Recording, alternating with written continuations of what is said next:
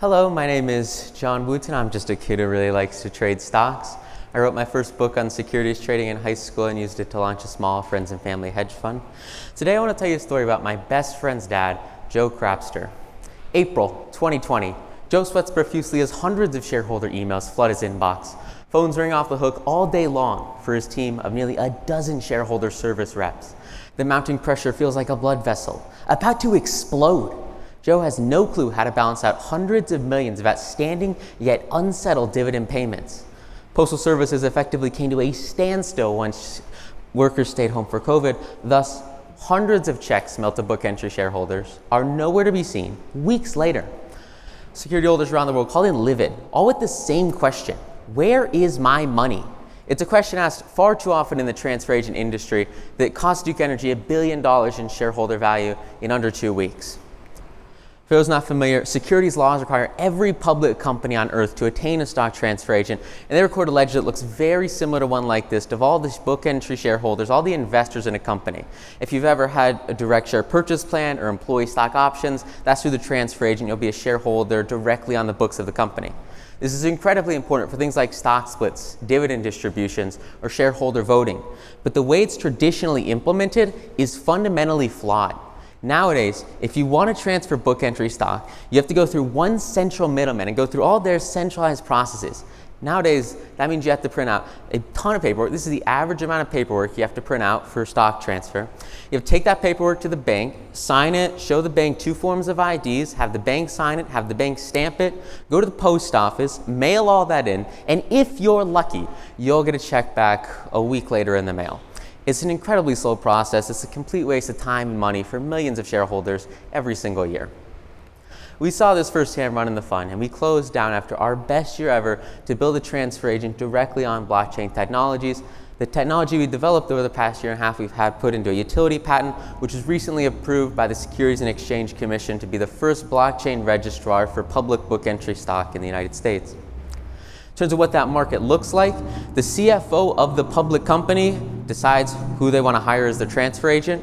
The average transfer agent bills the firm $400,000 a year. In the US, that's about a $1.5 billion market per year, and abroad, it's closer to $4 billion. This market's traditionally been an oligopoly with the bigger players buying up new entrants, but over the past decade, that's really shifted and changed around as we see new entrants go from less than 4% market share to, in the past decade, over 40% American market share. And that alpha, that gap, that gain there is where we see ourselves coming to the market, putting out that new technology, because at the end of the day, this is a changing market, and we have the technology and the approvals to lead that change. Right here's our product. So it's just a standard blockchain wallet. Yeah, I've heard you log in with your standard credentials, what everyone's pretty much used to, user, password, multi-authent. And when you log into this blockchain wallet, just a standard blockchain wallet, which are becoming more and more common outside of the crypto realm, what it does is really cool. It authenticates all of your cryptographic information, which means that you can actually sign transactions without going to the bank, without filling out all that paperwork. What that looks like, say here we're on our phone and we want to receive some demo stock. We just press receive and it gives us our address, very similar to an email address. And now, say we're on our desktop here, all we have to do is type in that address, and once we have the address in, we pick what stock we want to send to them. So say we want to send them some demo stock, all we have to do is select demo stock, pick how much we want to send them. Because we're already logged in, all we have to do now is press that send button, and it's going to automatically sign that transaction using cryptography in a way that's like much more secure than a little dinky rubber bank stamp. In general, that's done in 5 seconds, and it's all on the blockchain. You can audit it, and it's great. Oh, I got a minute. Okay, cool. So, and everyone can audit it on the blockchain, and it submits average transactions in 5 seconds flat. At the end of the day, this is Milton Cabrera. Summer 2020, El Salvador.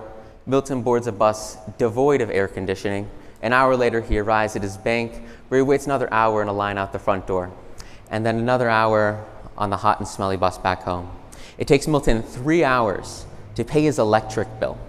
For Milton and billions of people on this planet just like him, traveling to the bank, waiting 2 weeks for this paperwork to get mailed, to come back, is just infeasible and really bars them from investing in capital markets. And so the big objective here is, first of all, that Joe doesn't have to go spend his Saturdays lugging around a box of mail to the post office. And secondly, that billions of people just have reliable access to capital markets.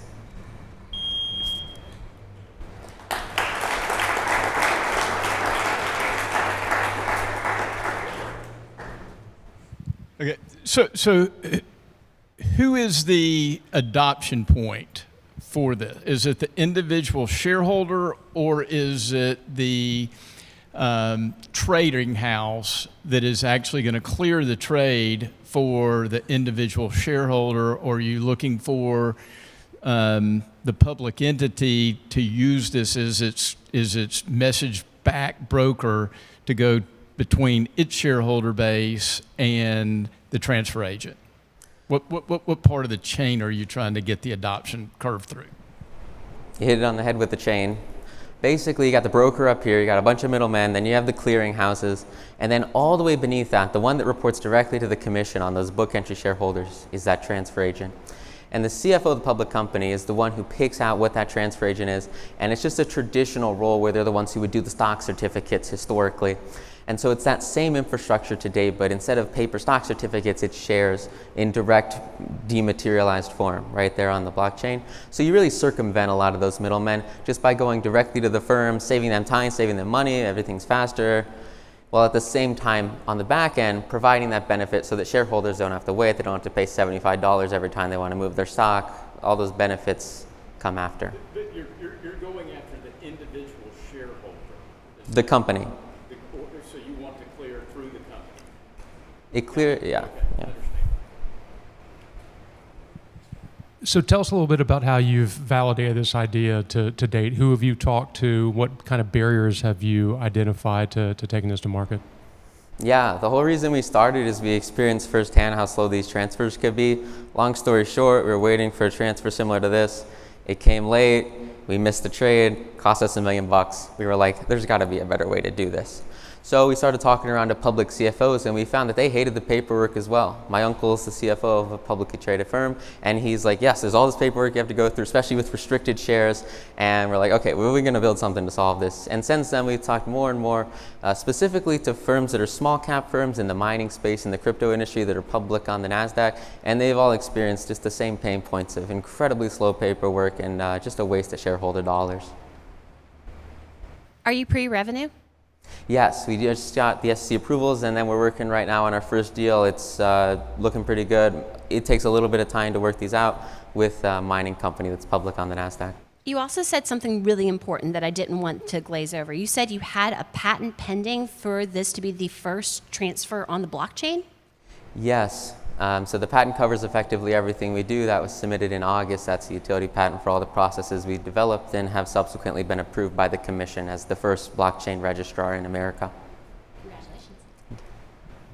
If you win, what do you do with $10,000? I need Blockchain help is with expensive. sales. What? I need help with sales. With sales? Yes. $10,000. All I want to do is development, and all I want to do is hire people to send out emails all day. Okay, fair enough.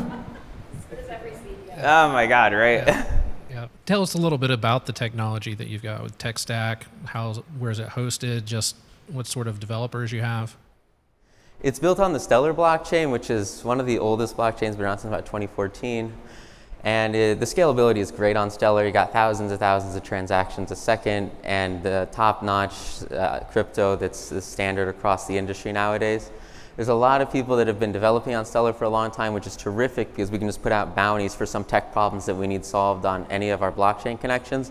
And just like that, we can find freelancers who are familiar with the technology and are easy to hire on a project-by-project basis. That's been really helpful with the development and just building on a lot of existing infrastructure that no one has taken advantage of in this space so far. Thank you. How long does it take you to ramp a customer onto the platform? So they say, yeah, let's go to load their shareholder base in and become actually the clearing. It's about a month. You'll sign the final documents with the CFO, and then 2 weeks later, you'll submit information to all of the boards, the clearinghouses, the commission, and they require some advance notice to change of addresses, and so everyone knows who to contact. So just some regulatory tape, nothing crazy.